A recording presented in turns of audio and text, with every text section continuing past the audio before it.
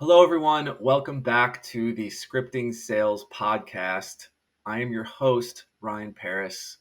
We get to talk deeper and deeper about the human to human conversation in selling and how we build structure in our conversations when speaking with potential customers on the journey to closing a deal. It's a very niche podcast because while we'll speak about a wide range of topics, they all kind of come back to that dialogue with a prospect and what words, phrases, steps we should be saying or not saying to make a deeper and greater connection that will earn new business. And it happens to be rather relevant, especially with the rise of Chat GPT or some moms who are just hearing about it calling it Chad GPT. Um, it's certainly a new and scary time for some salespeople. It is a moment of mystery, and I think it's just adds more relevance to what we're talking about. This is definitely a conversation.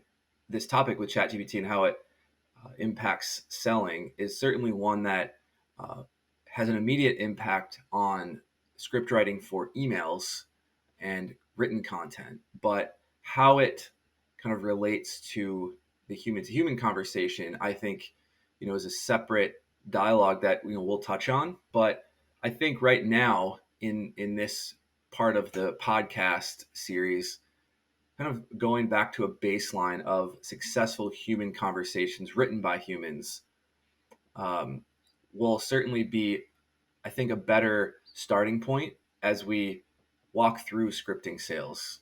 So we unpack all of the topics and ideas around how you have a conversation that's relevant in the 21st century to building trust and having success. So today we're going to talk about my first script. So let's bring it back about, oh my God, what is it? Let's bring it back about 15 years. Scripts are something that have always been in the conversation, have always been, a bullet or checkbox that you discuss when you're in sales training.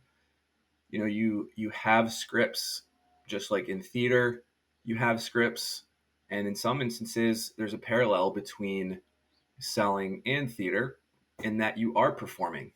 But when we talk about it in selling, especially, 15, 20 years ago, and even in the last 10 years, you think about it and you talk about it as just kind of a starting point, like kindling to a fire. And then once the fire's going, you just kind of pitch it or it burns up, and now you're in the conversation and no point to having a script and you throw it out. You kind of associate it with sales training. And I think that's a little bit of it's great that it's that start. You have to have some type of beginning script conversation, some kind of guideline, but I do not think it ever ends with sales training. So we'll get more into that. But let's go back to some of my first days as a sales professional. Now, this is 2008 or so. I was working for a remodeling company. Now, prior to this, I never really worked with a script. I was, had a knack for entrepreneurship. Actually, kind of going back off last episode, we did a little bit of role play when I would go on the streets and evangelize with my church. There was a little bit of a script. And so, kind of using that parallel, I guess there was a little bit of sales training, albeit not like, selling business to business products. So, the first one that I really encountered was the remodeling company I worked for right out of school. And it was a pretty rigorous sales training. And I was kind of taken aback by how much went into the documentation, the materials, learning the product, but also learning a little bit of a sales philosophy. Now, the sales method that this company used was certainly based off some professional, sales leaders, was based off some sales experts, but also was pretty rudimentary in its, I think, stance around value, its stance around why you do things other than just to get a yes. And it wasn't necessarily backed up by a lot of data. There was a lot of it was anecdotal.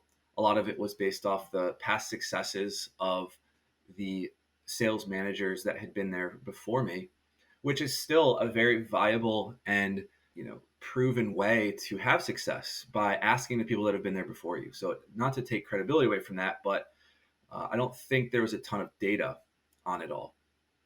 Looking back at this script, and this is how I see a lot of books out there writing about sales scripting and methods for having a conversation. There's typically, I'm looking at this right now, by the way, I'm pulling this up. This is the original training manual for the remodeling company I worked for. And I'm not going to say the remodeling company as much as possible because I think, it's a bit irrelevant and, just for confidentiality purposes. Although when I did take this and build some of our initial training, which I'm alluding to some of the influence this had on the H2H process, I did call the HR department to ensure I was good, to use this and got that cleared because there is some valuable stuff in here. There's some influential pieces to this that I think are important to having a conversation. So to give you a little context, at this remodeling company, my job was an SDR. The current term would kind of be an SDR manager.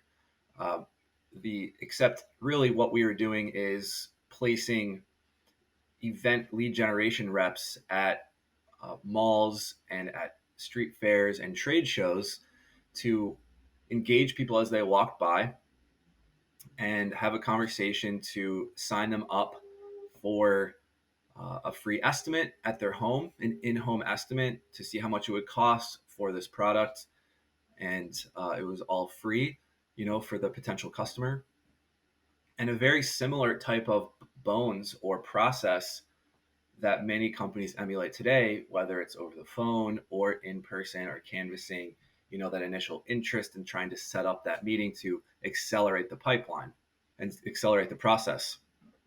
So I'm looking at this thing and there's so much information about the product, which is great. I think that's very helpful.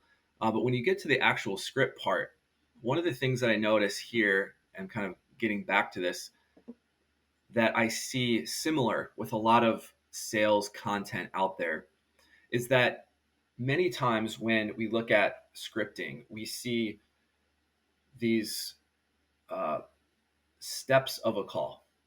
Step one, introduction. Step one, icebreaker. And then there's a description, which is helpful, but then there's a lot of, say, examples of what you could do. So in the icebreaker, you could say, hey, how are you doing? You could talk about the weather. You could have a one-liner joke that correlates into what you do. There's a lot of different things. And you could apply that same type of method to each step. A lot of scripts, this script is written a lot that way. Hey, the first thing you want to do is get an icebreaker. The second thing you want to do is ask a question. And it has all these different questions. When you look at a lot of the materials today, some of the books that I've brought up, very similar. They have some steps, but then a whole plethora of options for you to use so that you can find what works best for you. I think that is great. It's an amazing start, but as we'll talk about later, it doesn't really give you the muscle that you need in order to deliver in a way that can have the maximum impact and then use some improv and in the moment kind of awareness to then adapt that to the needs of the prospect. Okay, so hold that thought. Coming back to this original script, I'm looking at this thing. It's bringing back these memories of talking about kitchens, baths, all sorts of stuff that I haven't talked about in ages. Looking at this, you have a couple different steps. You have the icebreaker, as I was talking about. You have the lead. You have the pitch. You have selling the features and benefits. You have, at the very end, get the card.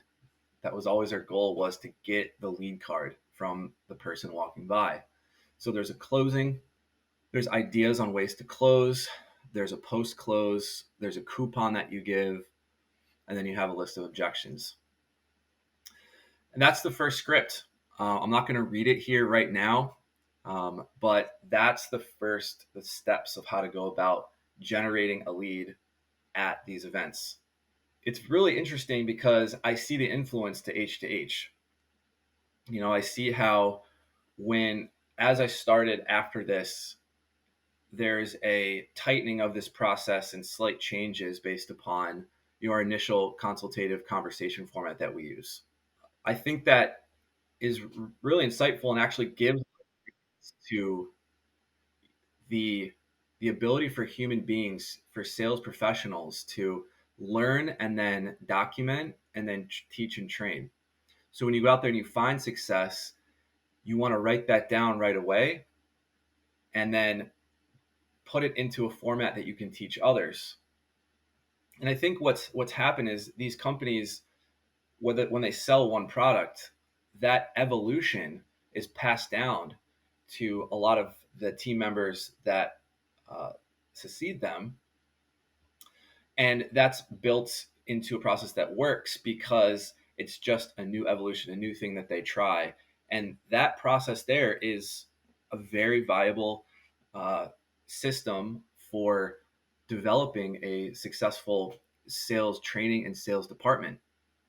I think at H2H, what we've done is we have taken that idea and accelerated it through thousands or millions of calls at this point and hundreds of thousands of conversations and thousands of appointments that we've set to go back and say, what are the things, what's the precise thing, if possible, what's the best option for maximizing a conversation?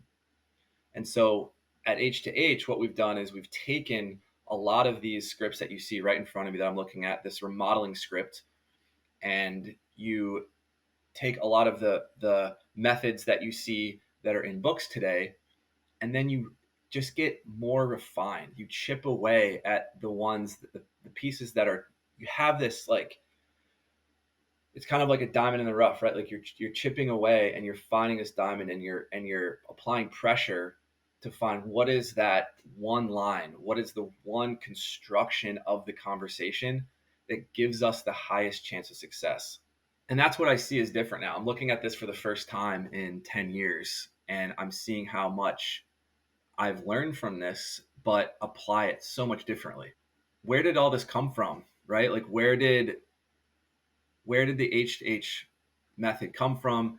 Where did your method come from? Well, you see it in your initial training, right? Like that. I read the book. There's a book out there, The E-Myth, which is, I think the subtitle to it is Why Most Small Businesses Fail and What to Do About It. And there's something really unique about that book that has stuck with me, which is that a lot of times when people want to start a business, they were already working somewhere and they said, you know what, I don't like the way the owner does it here. I don't like the way they do things here. I'm going to start my own thing. But a lot of times when they start the business and try to run it, it eventually fails because many people are simply a technician. It gives the example of an auto mechanic shop where the technician says, I don't like the way this owner's doing it. I'm going to start my own. They're a great technician. They can fix any car, but they can't manage people and they can't grow the business, right? And so what you have to do is learn how to be all three. So when we're looking at that, had a big impact on me when I started Superhuman and this consulting business, because I realized that I needed to be able to have this technical side down with the scripts. Like I needed to be the technician and the product expert, but I also needed to then grow the business as well. So when applying it to kind of the script writing, when applying it to, how we work on our scripts, we have to have that level of technicality and scientific process when developing a conversation. You have to go through that, but at the same time thinking about how is this going to apply to the bigger picture. How are we going to bring this to to grow? And so a lot of this research that I did early on had to do with, well, this script works here in this marketplace, but how am I going to apply it to other markets? Well, there's an element of that entrepreneurship of going out and testing. All right, I'm going to take this from what I've learned, in my initial training, in the 3 companies I've had success with, and then I'm going to see how the market adapts to it in different spaces, right? So this is how the process began. Okay, look, how do we take this structure, and what if we're selling a SaaS product to the education market? What if we're selling a catering service to property management, or a food truck catering to property management? How do we apply this to power generators for farm equipment retailers, or virtual reality to escape rooms or arcades? Those instances give us the ability to craft and continuously improve and find out things about how humans work. And that's kind of where this raw script that I'm looking at has transformed into a much more practical and precise model that does work and continues to grow. So what would I change if looking at this now, right? Like this is back in 2008, and if I'm looking at this, I've kind of alluded to some of the things that I would change.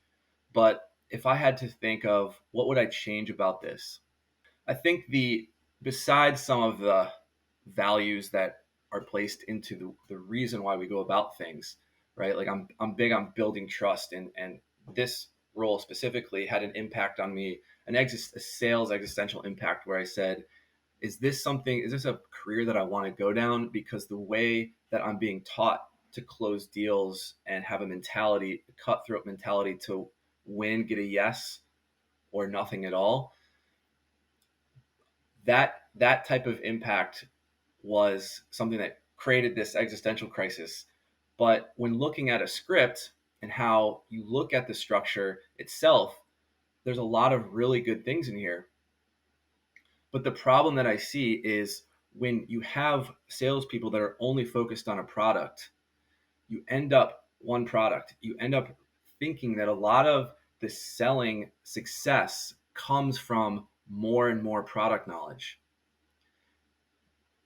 So many times when we look at scripts from companies who have developed some type of process, some type of dialogue, it's so product or service heavy. And that's the one thing I would change about this, is that we don't need so much focus on the product. We don't have this down to a science yet, but our general saying is that about 60% of any cold call conversation is going to be sales language, where about 40% is going to be product or service knowledge. So when I look at this script and I'd say, all right, well, what would I change? The structure is pretty good. An icebreaker, a lead, the pitch, probing for hot buttons, selling features and benefits, those types of things. I think that general structure is good.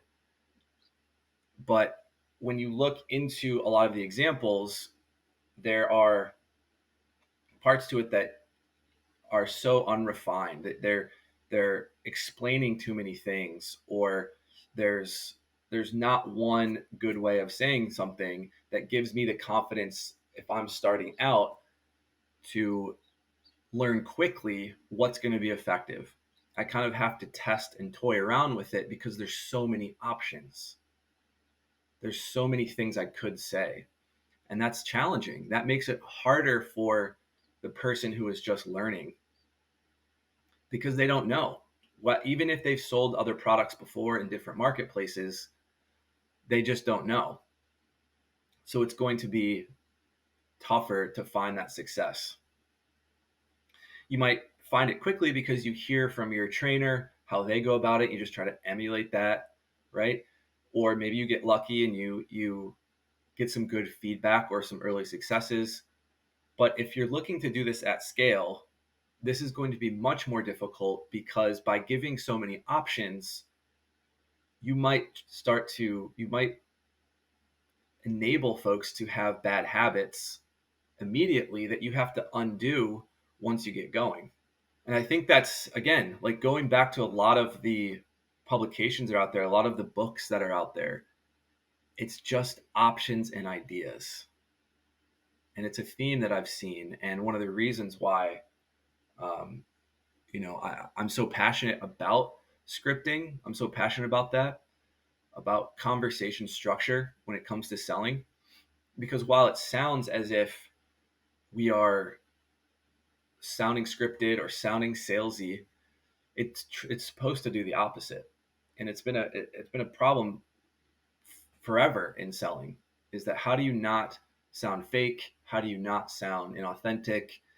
And providing structure gives a muscle that you have to build up that allows you to do more creative things and have more authenticity because you're moving in a direction while using your personality to build trust.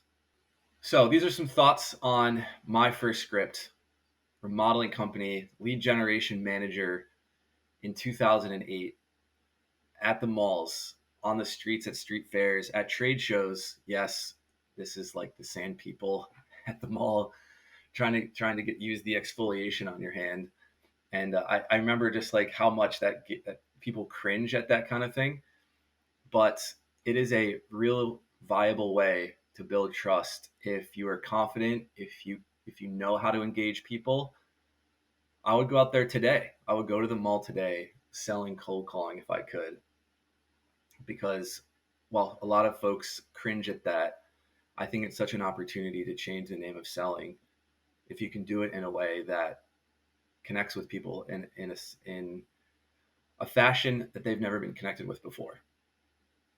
So there's my thoughts. That's my first script. Maybe what I can do is put this, provide this content in a document to kind of show some of the original script that I was trained on and how you can see some of the similarities of the structure to H in our initial consultative conversation format. Because selling is timeless. Selling is something that has been around for centuries and centuries. And it's just the way that people connect about products and services. Nothing new, just more refined and clear to have more trust built and confidence in the delivery. Thanks for stopping by. We'll see you on the next one.